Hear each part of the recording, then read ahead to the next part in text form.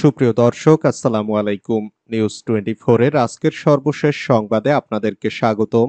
প্রথমেই জানিয়ে দিচ্ছি সংবাদ শিরোনাম। সাবেক প্রতিমন্ত্রী জাহিদ ফারুক গ্রেফতার। সরকার পতনের পর মুখ খুললেন সাদ্দাম ইনান, পাঠালেন বিবৃতি। শেখ হাসিনাকে প্রত্যাবর্তনের চেষ্টা করা হচ্ছে, মন্তব্য রিজভীর।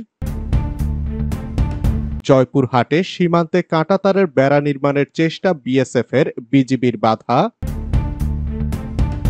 নারায়ণগঞ্জে বন্ধন পরিবহনের দখল নিতে বিএনপির দুই পক্ষের সংঘর্ষ, আহত 10। কালিয়াকৈরে দুই কারখানায় শ্রমিক অসন্তোষ, যৌথ বাহিনীর অভিযানে আটক 18। এতক্ষণ শুনছিলেন সংবাদ শিরোনাম। পুরো খবর পেতে ভিডিওটি শেষ পর্যন্ত দেখুন। সর্বশেষ সংবাদ পেতে চ্যানেলটি সাবস্ক্রাইব করুন। এবার বিস্তারিত। সাবেক প্রতিমন্ত্রী জাহিদ ফারুক গ্রেফতার। সাবেক পানি সম্পদ প্রতিমন্ত্রী কর্নেল জাহিদ ফারুক শামীমকে রাজধানীর বারিধারা থেকে গ্রেফতার করেছে র্যাব। রোববার সন্ধ্যায় বিষয়টি নিশ্চিত করেছেন র্যাবের লিগ্যাল ও মিডিয়া উইং এর পরিচালক lieutenant colonel Munim Ferdous. Media wing এর পরিচালক জানান, সুনির্দিষ্ট গোয়েন্দা তথ্যের ভিত্তিতে অবস্থান নিশ্চিত হওয়ার পর রাজধানীর বারিধারা থেকে জাহিদ ফারুককে গ্রেফতার করা হয়। তার বিরুদ্ধে একাধিক হত্যা মামলা রয়েছে। ওই মামলায় তাকে গ্রেফতার দেখানো হবে, তাকে ডিবির কাছে হস্তান্তর করা হবে। এখন পর্যন্ত সাবেক মন্ত্রী, সংসদ সদস্য, উপদেষ্টা ও শীর্ষ পর্যায়ের নেতা মিলিয়ে অন্তত ৩৩ জনকে গ্রেফতার করা হয়েছে। সরকার পতনের পর মুখ খুললেন ছাত্রলীগ নেতা সাদ্দাম ইনান, পাঠালেন বিবৃতি। শেখ হাসিনা সরকারের পতনের পর থেকে আড়ালে ছিলেন বাংলাদেশ ছাত্রলীগের কেন্দ্রীয় নেতাকর্মীরা। এদের মধ্যে ঢাকা বিশ্ববিদ্যালয়ের সাধারণ সম্পাদক তানভীর হাসান সৈকত গ্রেফতার হয়েছেন। তবে কেন্দ্রীয় সভাপতি সাদ্দাম হোসেন এবং সাধারণ সম্পাদক শেখ ওয়ালি আসিফ ইনানের কোনো অবস্থান জানা যায়নি। সরকার পতনের দীর্ঘদিন পর প্রথমবার কেন্দ্রীয় ছাত্রলীগের পক্ষ থেকে বিবৃতি দেওয়া হয়েছে। ঢাকা বিশ্ববিদ্যালয় ও জাহাঙ্গীরনগর বিশ্ববিদ্যালয় সহ দেশের বিভিন্ন স্থানে বিচার বহির্ভূত হত্যাকাণ্ডের ঘটনায় উদ্বেগ প্রকাশ করে বিবৃতি দিয়েছে বাংলাদেশ ছাত্রলীগ।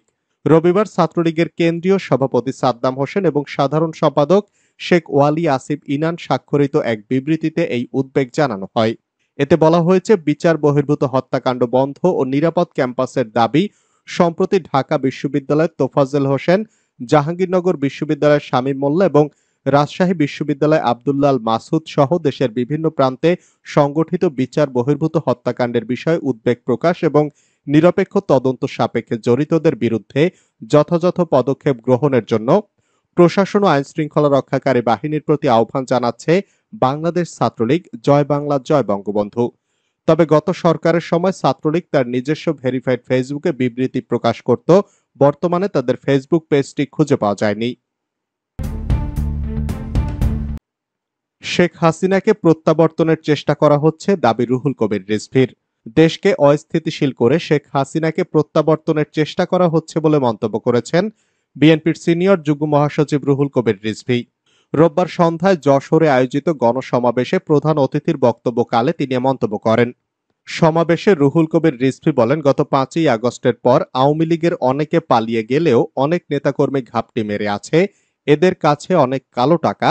শেখ হাসিনার 16 বছরের শাসন আমলে বিদেশ থেকে ঋণ নিয়েছেন 18,35,000 কোটি টাকা। টাকা পাচার হয়েছে 17,60,000 কোটি টাকা। বাকি টাকা দিয়ে কিছু উন্নয়ন করলেও তার মধ্য থেকেও আওয়ামী লীগের নেতাকর্মীরা লুট করেছে। সেই কালো টাকা ছড়িয়ে ষড়যন্ত্র শুরু করেছে আওয়ামী লীগের ফ্যাসিবাদী দোসররা। দাকপে মন্দিরে উড়োচিঠি প্রসঙ্গ টেনে রুহুল কবির রিজভী আরো বলেন, বাংলাদেশের মানুষ একসঙ্গে হিন্দুদের পূজায় অংশ নেয়, পূজাতে গিয়ে খেলনা ক্রয় করে, সব ভেদাভেদ ভুলে আরতিতে অংশ নেয়। এই সম্প্রীতির দেশ বাংলাদেশ। এই সম্প্রীতি ভাঙছেন শেখ হাসিনা। ভারতে বসে ভারতকে উস্কে দিচ্ছেন তিনি। পাকিস্তান আমল থেকে বিএনপির আমল পর্যন্ত হিন্দুদের উপর হামলা, ভাঙচুর, নির্যাতন হয়নি, তাহলে এখন কেন হচ্ছে?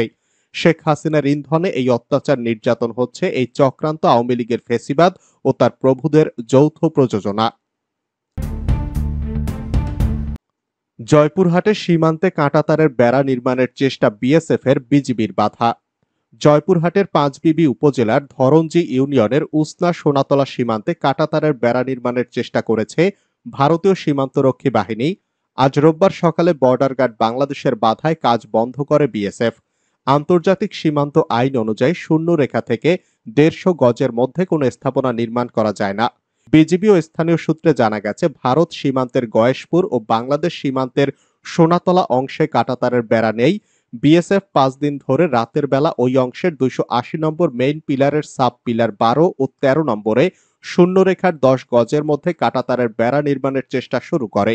স্থানীয় লোকজন বিষয়টি দেখে বিজিবিকে জানান। এরপর গতকাল শনিবার কাঁটাতারের বেড়া দেওয়ার কাজ বন্ধ রাখে বিএসএফ।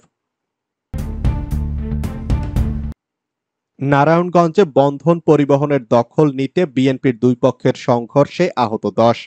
নারায়ণগঞ্জ শহরের কেন্দ্রীয় বাস টার্মিনালে বন্ধন পরিবহনের দখল নিয়ে আজ রোববার বিকেলে বিএনপির দুই পক্ষের পাল্টাপাল্টি ধাওয়া ও সংঘর্ষে 10 জন আহত হয়েছেন। গুরুতর আহত দুজনকে ঢাকা মেডিকেল কলেজ হাসপাতালে পাঠানো হয়েছে। সংঘর্ষের সময় এক ব্যক্তিকে অস্ত্র হাতে নিয়ে দুটি গুলি করতে দেখা গেছে। সেনাবাহিনী ঘটনাস্থলে গিয়ে 7 জনকে আটক করেছে। এলাকায় কয়েকজন বাসিন্দার সঙ্গে কথা বলে জানা গেছে, ঢাকা নারায়ণগঞ্জ রুটে চলাচলকারী বন্ধন পরিবহন দখল করে আওয়ামী লীগ সরকারের আমলে শামীম ওসমানের অনুসারী স্বেচ্ছাসেবক লীগের সাবেক সভাপতি জুয়েল হোসেন পরিচালনা করতেন। গত বিএনপি সরকারের আমলে বন্ধন পরিবহনের পরিচালক ছিলেন বিএনপি নেতা মাহবুবুল্লাহ তপন। কালিয়াকৈরে 2 কারখানায় শ্রমিক অসন্তোষ, যৌথ বাহিনীর অভিযানে আটক 18। গাজীপুরের কালিয়াকৈরে 2টি কারখানায় শ্রমিক অসন্তোষের ঘটনায় অভিযান চালিয়ে 18 জনকে আটক করেছে যৌথ বাহিনী। তাদের বিরুদ্ধে কারখানায় নাশকতা সৃষ্টি সহ শ্রমিকদের উস্কানি দেওয়ার অভিযোগ আছে বলে জানিয়েছে পুলিশ। তবে কালিয়াকৈর থানা পুলিশ আটক ব্যক্তিদের নাম প্রকাশ করেনি। শিল্প পুলিশ ও শ্রমিকেরা জানান, কালিয়াকৈরের মৌচাক এলাকার কোকোলা ফুড প্রোডাক্টস লিমিটেড কারখানায় আজ রোববার সকালে কাজ বন্ধ করে বিক্ষোভ শুরু করেন প্রায় 8,000 শ্রমিক। বিগত দিনে সরকার সারা দেশে শিল্প কারখানার শ্রমিকদের বেতন বৃদ্ধি সহ নানা দাবি মেনে নিলেও এই কারখানার শ্রমিকদের এখনো বেতন বাড়ানো হয়নি। বেতন বৃদ্ধির দাবিতে সকালে কারখানার প্রধান ফটকের সামনে জড়ো হয়ে বিক্ষোভ শুরু করেন শ্রমিকেরা।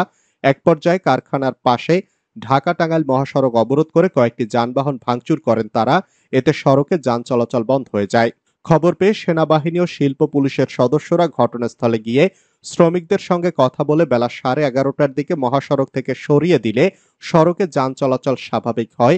পরে পুলিশ মালিকপক্ষের সঙ্গে বসে ধীরে ধীরে শ্রমিকদের দাবি পূরণের আশ্বাস দিলে শ্রমিকেরা শান্ত হয়ে কাজে যোগ দেন।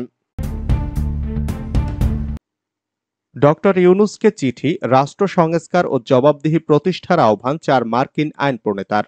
বাংলাদেশকে সমর্থন এবং গণতন্ত্রের সফল উত্তরণে সহায়তার কথা জানিয়েছেন যুক্তরাষ্ট্রের উচ্চকক্ষ সিনেটের 4 সদস্য। অন্তর্বর্তী সরকারের প্রধান উপদেষ্টা ডক্টর মোহাম্মদ ইউনূসকে লেখা এক চিঠিতে একথা জানান তারা। সিনেটের পররাষ্ট্র সম্পর্ক বিষয়ক কমিটির ওয়েবসাইটে শুক্রবার এ চিঠি প্রকাশ করা হয়েছে।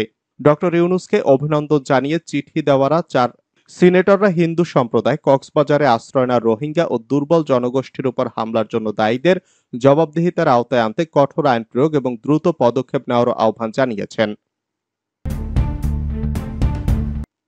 মহিলা লীগ নেত্রীর কল রেকর্ড ফাঁস, ব্রাহ্মণবাড়িয়ায় তোলপাড়। দল করেছে কিন্তু কখনো ভালো জায়গায় রাখেনি। নেতারা বাঁকা করে তাকিয়েছেন, কেন তাকিয়েছেন সেটাও বুঝি। দেখতে যথেষ্ট সুন্দরী ছিলাম, বিস্তৃত আর না। কোন নেতা কোন দৃষ্টিতে তাকিয়েছেন তা জানি। আওয়ামী লীগ নেতারা কখনোই বোনের সম্মান দেননি। সবসময় ওনারা আমাদের ভোগের পণ্য মনে করতেন। যে মেয়ের শরীরে ওনারা হাত দিতে পারতেন তাকেই ভালো পদ দিতেন। ক্ষোভ প্রকাশ করে এসব কথা বলেছেন ব্রাহ্মণবাড়িয়া যুব মহিলা লীগের সভাপতি উম্মে হানি সেতু।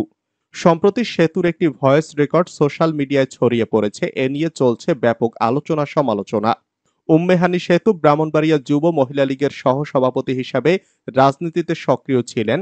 গত 5 আগস্ট শেখ হাসিনা সরকার পতনের পর তার বিরুদ্ধে এখন পর্যন্ত 3টি মামলা হয়েছে। বর্তমানে তিনি আত্মগোপনে রয়েছেন। রেকর্ডে উম্মে হানি সেতুকে বলতে শোনা যায়, আমার নামে 3টি মামলা হয়েছে, আমি সহ কয়েকজন মামলা খেয়েছি। অনেক সিনিয়র নেত্রীরা আছেন, তাদের বিরুদ্ধে মামলা হয়নি। আমি মামলা খেয়ে অনেক কষ্ট করতেছি, ওনারা ভালো থাকুক। মামলা খেলে ওনাদের কষ্ট হওয়ার কথা ছিল না। ওনাদের ঘরে কোনো বাচ্চা নেই। আমার 16 মাসের ছোট বাচ্চা আছে।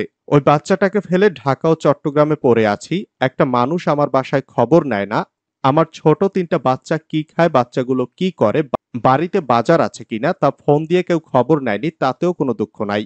সেতু বলেন, বাংলা কথা বলি, এই নোংরা নেতাগুলোর কারণে আজ বাংলাদেশ আওয়ামী লীগ ধ্বংস হয়েছে। শুধু ইউনিয়ন লেভেল, উপজেলা লেভেল বা জেলা পর্যায়ে না, কেন্দ্রীয় নেতাদের পর্যন্ত অনেক অনেক নোংরা নোংরা খবর আসতেছে।